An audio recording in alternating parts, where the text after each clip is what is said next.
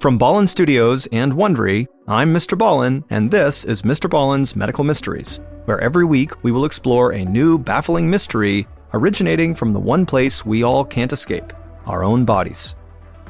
If you like today's story, please take the follow button on a 70-hour cross-country road trip and insist on only listening to Christmas music the entire time.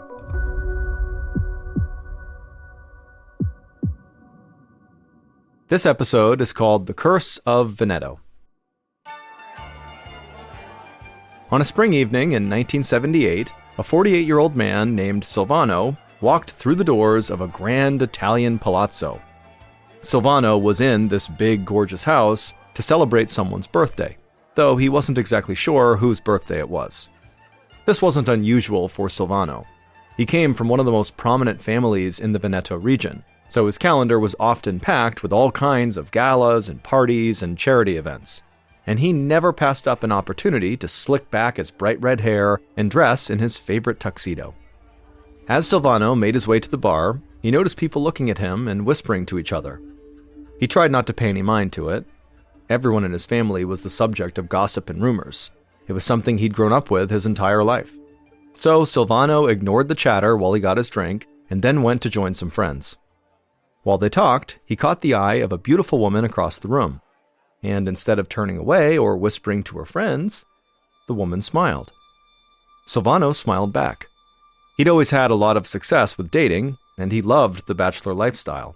So he excused himself from his friends and began walking in the woman's direction. But before he reached her, somebody grabbed his arm. Silvano turned to see who it was, and he saw it was his niece's husband, Ignazio. And he was out of breath, his hair was a mess, and his clothes were totally disheveled, and he told Silvano that something was terribly wrong with Silvano's sister.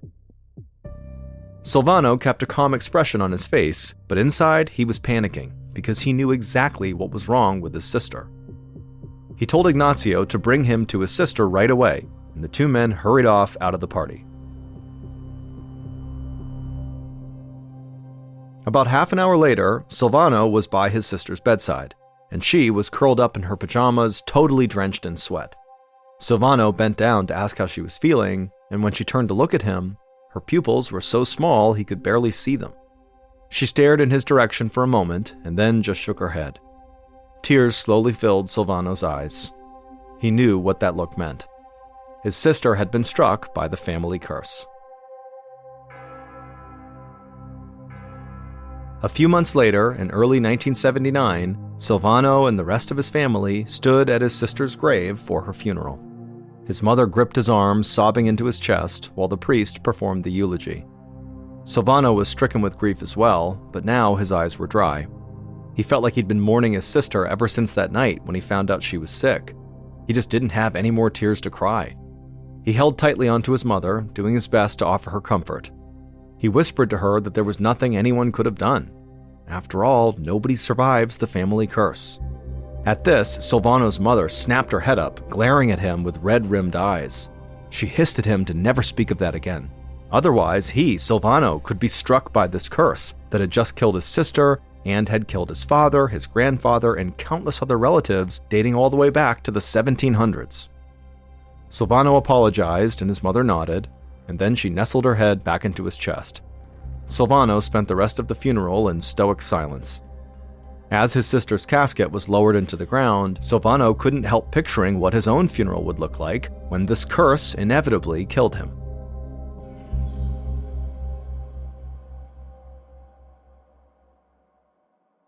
After his sister died, Silvano threw himself completely into his work. He managed a very successful construction company and spent all his time organizing projects and visiting job sites. One of his remaining living sisters, who lived with Silvano, had to constantly remind him to eat and drink, and then whenever he had a social event, she had to remind him to attend it. For the next few years, that was what Silvano's life was like. Basically work 24/7. But by 1983, 4 years after his sister had died, Silvano was completely exhausted. He knew he needed a break. So that summer, he decided to surprise his mother with a cruise on the Mediterranean Sea. And it would turn out it would be just what he needed. The warm air was invigorating, and every evening there was a new party for Silvano to attend. But on the last night of the cruise, disaster struck. Silvano was dancing with his mother when he suddenly felt overheated. He could feel his skin sticking to the shirt underneath his tuxedo jacket. His mother pulled away from him and asked if he was okay, and Silvano nodded and said he was fine, he just needed to go cool off for a minute. Silvano's pulse raced as he ran to the bathroom. He knew this was not just a simple case of overexerting himself, and when he looked into the mirror, his pinprick-sized pupils confirmed his worst fear. The family curse had indeed come for him too, and he was all too familiar with what happened next.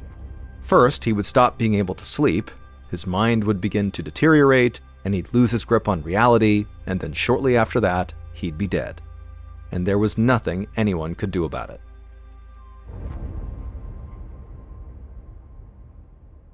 After the cruise was over, Silvano considered telling his mother and sister that he very likely had been afflicted by the family curse, but ultimately he decided against it.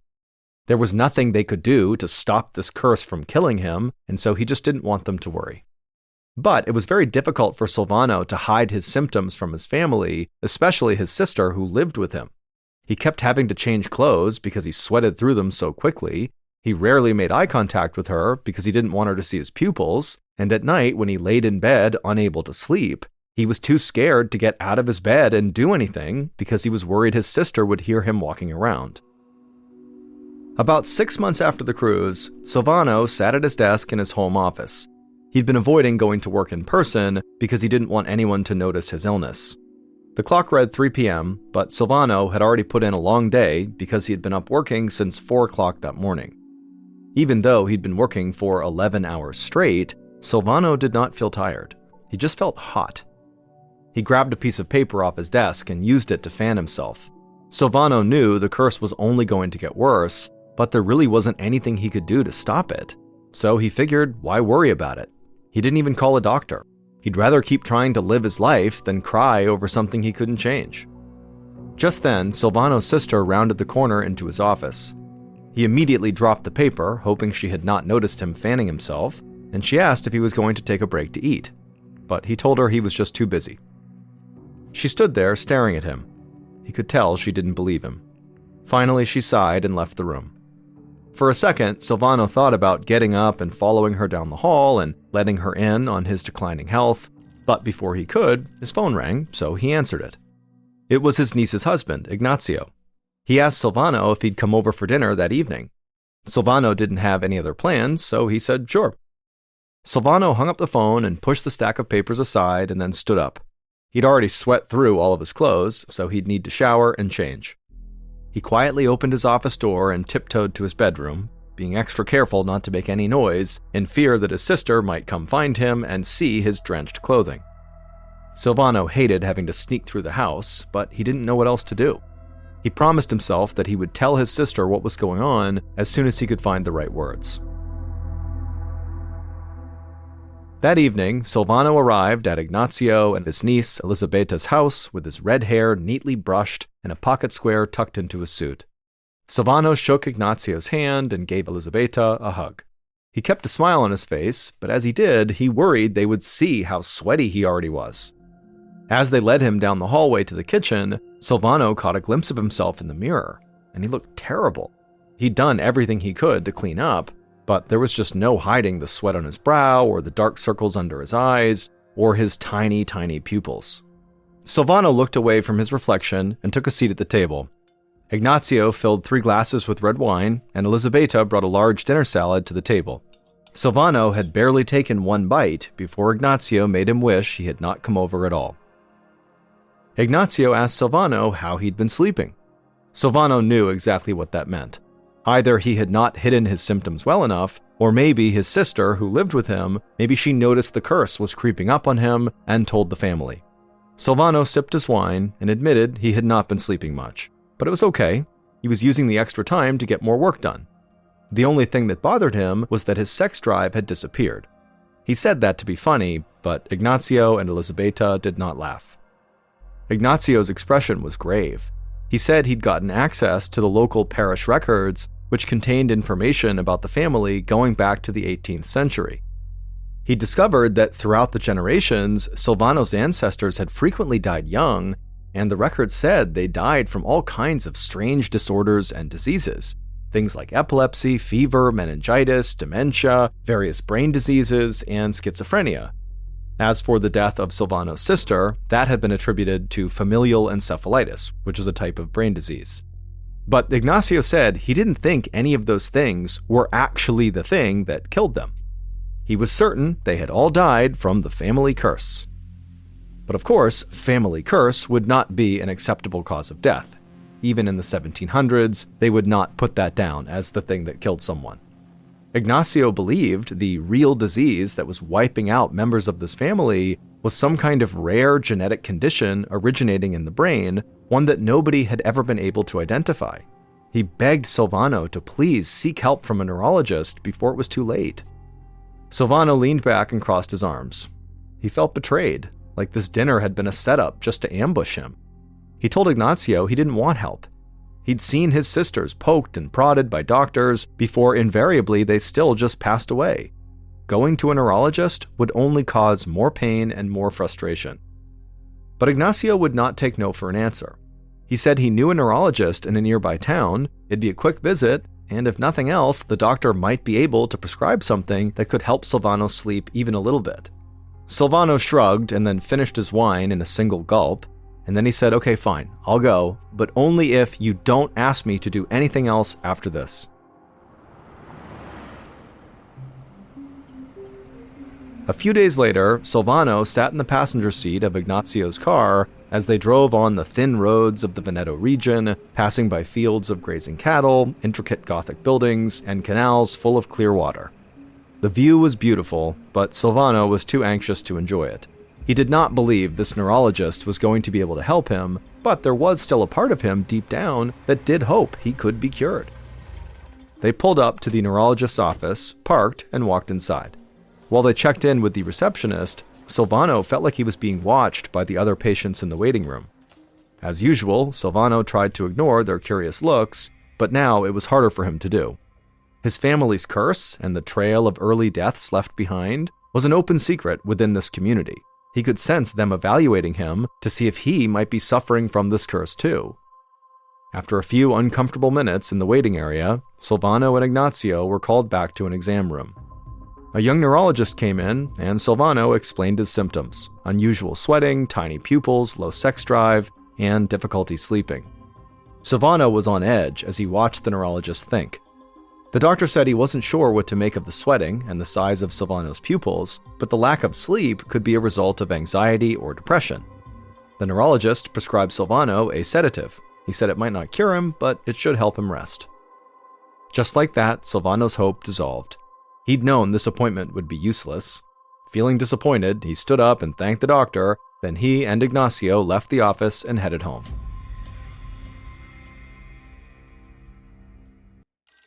The next evening, Ignacio was in his bed with his wife when his phone rang. He pushed the covers back and walked to the receiver, and when he picked it up, he heard Silvano's sister's frantic voice on the other end. She told Ignacio to come over quickly, then the line went dead. Ignacio figured this must have something to do with Silvano and the family curse, so he rushed to his car and sped over to his uncle-in-law's house.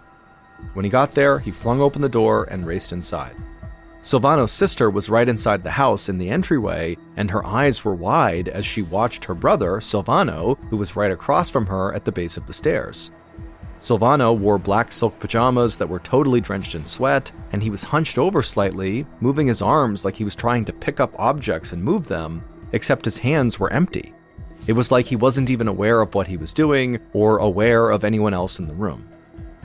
Silvano's sister whispered to Ignacio that she'd heard a commotion in Silvano's room, and when she went to investigate, she saw Silvano sitting up in bed doing this weird military-style salute, and then without a word, he'd just gotten up, walked right past her, and marched down the stairs. And so Silvano's sister had no idea what was happening or what to do. Ignacio reassured her that probably Silvano was just sleepwalking and so was not in any sort of danger. Then Ignacio walked over to his uncle-in-law and he kind of shook his shoulder, at which point Silvano woke up, acted very confused, and then said he'd been dreaming about packing a suitcase. Ignacio glanced from Silvano to Silvano's sister, and then he told both of them that, it seems like the sedative Silvano is taking is probably leading to sleepwalking. And so because sleepwalking can be quite hazardous, it's probably best that Silvano stop taking the sedative. Ignacio was naturally very worried about Silvano. Even though the first neurologist really had not worked out at all, Ignacio felt even more determined to find someone who could maybe help Silvano get better. But while Ignacio looked for another doctor, Silvano's symptoms just got worse and worse. He had not been sleeping well for months, and the exhaustion was totally getting to him. In March of 1984, so about a month after the sleepwalking episode, Silvano tried to go into the office to work. He wore cool, comfortable clothing and acted like everything was perfectly normal. But when one of his employees asked him a very simple question, it was like Silvano's brain couldn't process it, and so he literally couldn't answer. And then later, when Silvano tried to just write his name on a document, his hands were so shaky that his signature looked totally wrong. And a few times he tried to speak to his colleagues, and the words came out slurred and totally incoherent. Silvano knew he could not continue to work like this. As much as he wanted to cling to his normal life, he knew his normal life was over. So he walked into his boss's office and quit his job. As he packed up his belongings, Silvano had to face the facts. He was dying. It was heartbreaking and infuriating to know that he would succumb to the same illness that had been killing his family for centuries. But Silvano had changed his mind about one thing. He knew he was going to die, but he didn't just want to wait for death. Instead, he wanted to do everything he could to try to learn about his illness, and so that maybe he could prevent other family members from getting this family curse. Silvano hated the idea of seeing another doctor, but now he needed one. He went home that afternoon and called Ignacio, and to Silvano's relief, Ignacio said he'd actually already found the perfect neurologist. The next morning, a renowned sleep expert named Dr. Elio Lugarezzi welcomed Ignacio and Silvano to the University of Bologna's Neurological Institute in the bustling city of Bologna, Italy. Dr. Lugarezzi greeted Ignacio and then went to shake Silvano's hand, but Silvano for a second just stood there staring blankly like he didn't understand what was going on, and then suddenly he kind of snapped out of it and reached out and shook the doctor's hand. After that, Dr. Lugarezzi led the men down a long, decorated hallway into his office. The doctor sat at a large, organized desk and motioned for Ignacio and Silvano to take the seats across from him. Then, once they were seated, he asked Silvano what was going on. In an eerily calm and quiet voice, Silvano said he was going to die, and he knew exactly how it was going to happen. Currently, he said he was having trouble sleeping, but he was still getting maybe 2 or 3 hours of rest every night. But eventually he knew he would stop sleeping altogether, and then he would develop hallucinations, and then eventually the exhaustion would kill him. Ignacio leaned forward and explained that Silvano's illness actually ran in his family. 2 of Silvano's sisters had died from this condition, so had his father, grandfather, and various ancestors going back more than 2 centuries.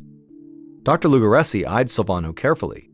He'd been studying sleep for over 20 years, and he'd never heard of any condition like this.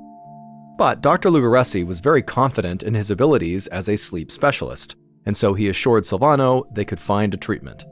But Silvano just shook his head and said there really was no treatment.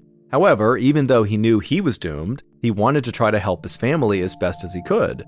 And so he asked Dr. Lugarezzi to please study him until he died, and then after he died, take his brain and study it and try to figure out what this curse really is.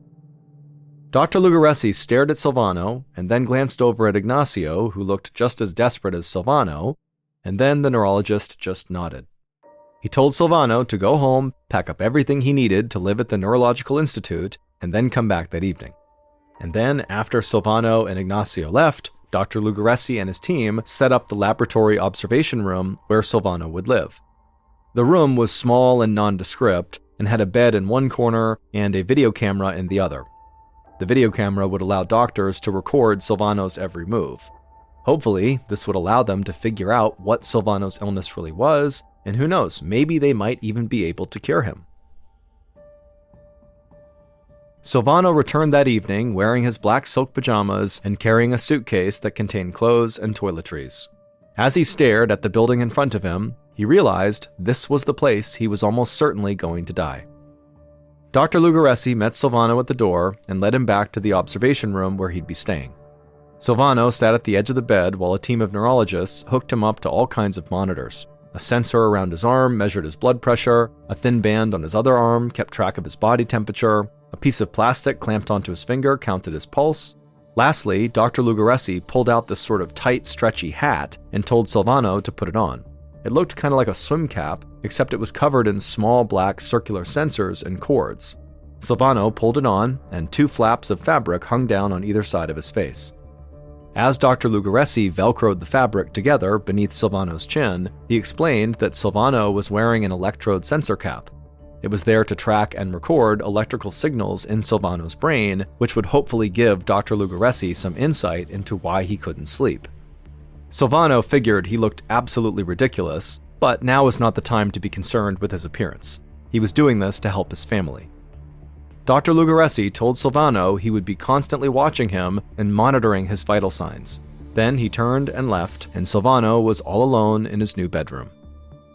Silvano laid down and closed his eyes. The oxygen monitor dug into his finger, and the electrode sensor cap pressed into the back of his head. He couldn't get comfortable, especially when he knew a camera was watching him. But it didn't really matter. Whether Silvano was here or at home, he didn't think he was going to get any sleep. So he laid on the bed and stared up at the tile ceiling. But the longer he looked, the fuzzier his vision got. And then the seemingly random patterns on the ceiling tiles started to morph and shift into shapes and faces.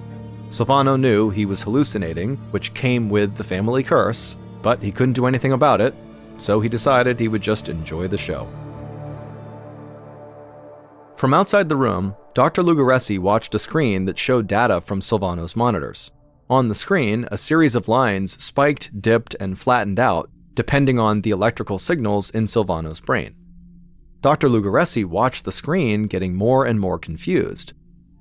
The data from Silvano's brain did not look like anything he had ever seen before. People typically had one electrical pattern when they were awake, and another quite different pattern when they were sleeping. But Silvano's results didn't match either of them. He was in some kind of in-between state, not awake, but not asleep. Dr. Lugaressi watched through the window as Silvano moved his arms up and down over his head. It looked like he was going through the motions of combing his hair, except his hands were empty and his head was totally covered in wires. Whatever was going on, it was not typical sleepwalking. Silvano would eventually fall asleep, but only for an hour. When he woke up, Dr. Lugaressi checked his various monitors. Silvano's body temperature was abnormally high, his breathing was irregular, and his heart rate was erratic. Dr. Lugaressi glanced at his colleagues, and they looked just as confused as he felt. Dr. Lugaressi didn't know what any of these symptoms meant or how they might be related. He realized that solving this mystery might be a lot harder than he'd anticipated. One morning, about a month into his stay at the Neurological Institute, Silvano sat upright in bed, staring into space. Over the past few weeks, his mind had begun to deteriorate. He spent almost all of his time in that in-between state where he wasn't quite sleeping or quite awake. Without regular sleep, every day kind of bled into the next one, and so Silvano lost track of time. He would look around the hospital room to try to ground himself to figure out what was going on, but he couldn't get his eyes to focus. Sometimes Silvano was vaguely aware of Dr. Lugaressi asking him some questions, but the doctor's voice sounded garbled and far away. That morning, as he sat awake staring at nothing, Silvano actually started to feel tired. And just as he thought he was finally going to get a little bit of sleep, his head just jerked right back up. And then he felt tired, and so he started to drift off, but then again, his head snapped back up. It was like his body was actively rejecting sleep. Frustrated, Silvano pushed himself out of bed with his weak, shaky arms, and then he just began shuffling around the room with no idea where he was trying to go or what he was trying to do. It took all of his strength to put one foot in front of the other, but it was better than trying to sleep unsuccessfully. As Dr. Lugaressi watched Silvano pace around in his room, the doctor decided he had to do something to help. He went into the room and gently led Silvano back over to his bed, and then once he was sitting down, he injected him with a sedative. and as soon as he did, Silvano's pulse and blood pressure plummeted. He almost stopped breathing. Dr. Lugaresi's stomach dropped. The sedatives had sent Silvano into a coma.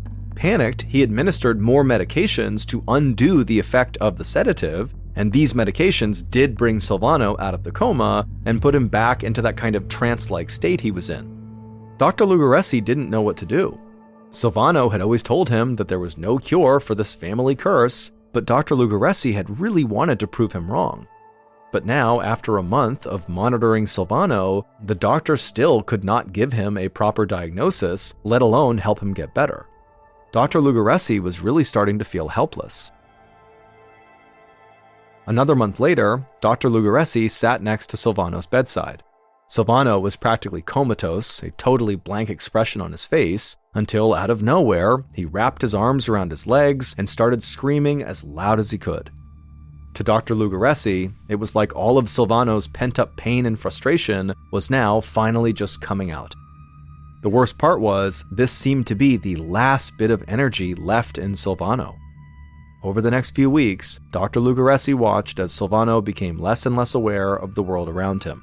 He quit eating, he quit moving, and so Dr. Lugaresi knew Silvano was dying, and there was nothing he could do to stop it. Silvano passed away in the laboratory observation room. Just as he'd predicted, he died 9 months after that night on the cruise ship when he first noticed symptoms of the family curse developing. Dr. Lugaresi kept the promise he'd made to Silvano. Immediately after he died, a pathologist removed Silvano's brain, and it was shipped to a neurological specialist in America. And what that specialist discovered in Silvano's brain shocked Dr. Lugaresi. The thalamus is a small walnut-shaped structure located near the center of the brain. It helps us process sensory information and plays a vital role in consciousness and maintaining our regular sleeping and waking cycles. And Silvano's thalamus was full of holes. It literally looked like worms had just bored right through it. Large portions of his thalamus had just been totally destroyed. Dr. Lugaresi had never seen anything like this before.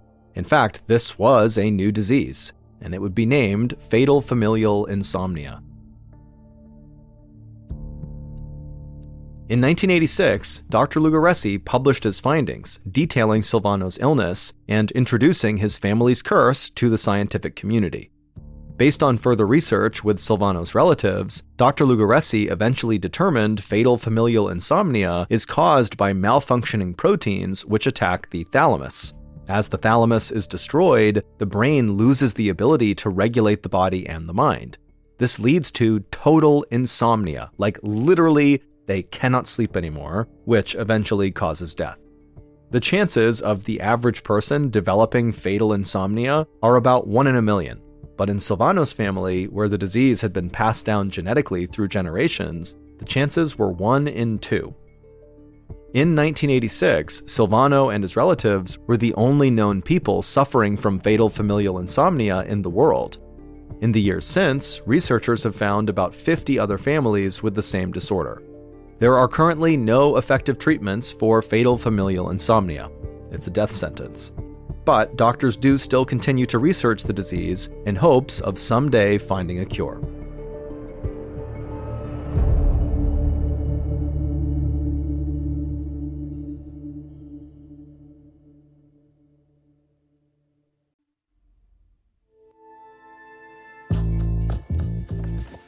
From Ballen Studios and Wondery, this is MrBallen's Medical Mysteries, hosted by me, MrBallen. A quick note about our stories: we use aliases sometimes because we don't know the names of the real people in the story, and also, in most cases, we can't know exactly what was said, but everything is based on a lot of research. And a reminder, the content in this episode is not intended to be a substitute for professional medical advice, diagnosis, or treatment. This episode was written by Karis Allen Posh Cooper. Our editor is Heather Dundas. Sound design is by Andre Plus. Coordinating producer is Sophia Martins. Our senior producer is Alex Benedon. Our associate producers and researchers are Sarah Vitak and Teja Palakonda. Fact-checking was done by Bennett Logan. For Ballen Studios, our head of production is Zach Levitt. Script editing is by Scott Allen and Evan Allen. Our coordinating producer is Matub Zaire. Executive producers are myself, MrBallen, and Nick Witters. For Wondery, our head of sound is Marcelino Villalpando. Senior producers are Loredana Palavoda and Dave Schilling. Senior managing producer is Ryan Lohr. Our executive producers are Aaron O'Flaherty and Marshall Louie for Wondery.